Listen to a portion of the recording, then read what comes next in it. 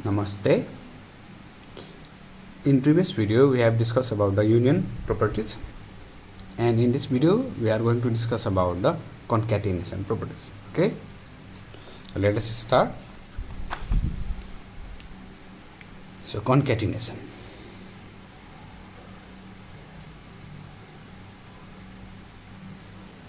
Okay, let R1 and R2 be two regular expression.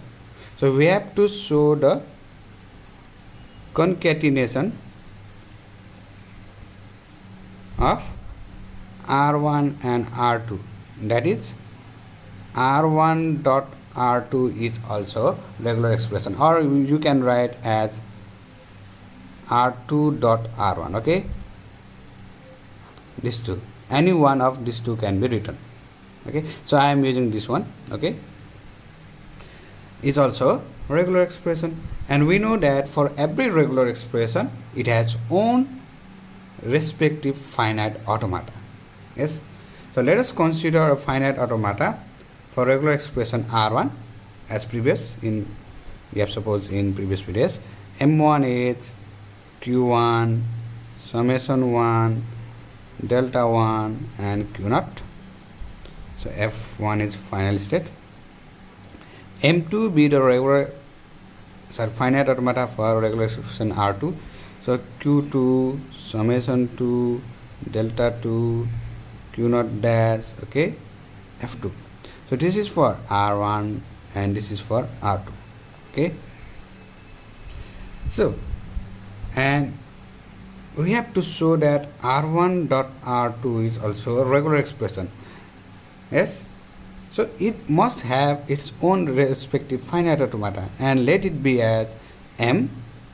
Okay, Q summation delta Q F. Yes, such that Q equals to Q1 union Q2. Yes, the number of state is union. Okay, next summation 1 union summation 2, input symbol must be union. Okay, number of symbol is aggregated delta. So the main point is here, delta 1 union delta 2 both is accumulated, and difference is here. I have taken this. Yes, so R1 is followed by R2. That means summation final state of R1, when we get empty string on it, we move to Q naught. That means initial state of R2. Yes, when we get or move to the final state of R1, we move directly to the initial state of R2. If it was R2 R1, when we get the final state of R2, we move to the initial state of R1. Okay, so this is the main point we have to understand in this concatenation. So Q naught. Okay, Q naught. Okay, so R1 is followed by R2, so we are writing Q naught here. It is initial state. Okay, and F2 is final state, because R1 is followed by R2. So R1 and R2, that means this is the final state for this automata. Okay, so let us consider an example and prove it. So let R1 equals to 0 1 and R2 equals to 1 0. Then so finite automata for R1 is, okay, so this is Q naught is initial state, Q naught, Q1, and F1 is final state. Yes, so 0 1. Okay, so I am constructing here for easiness. Okay, and next one is when R2, okay, R2's FA is here is q naught dash, okay, and we get 1 q1 dash and final state f2. So this is the final automata for R1 and R2.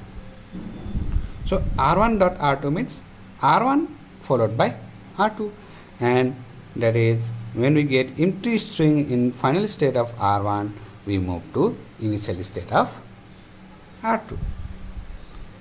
Okay, so this is the required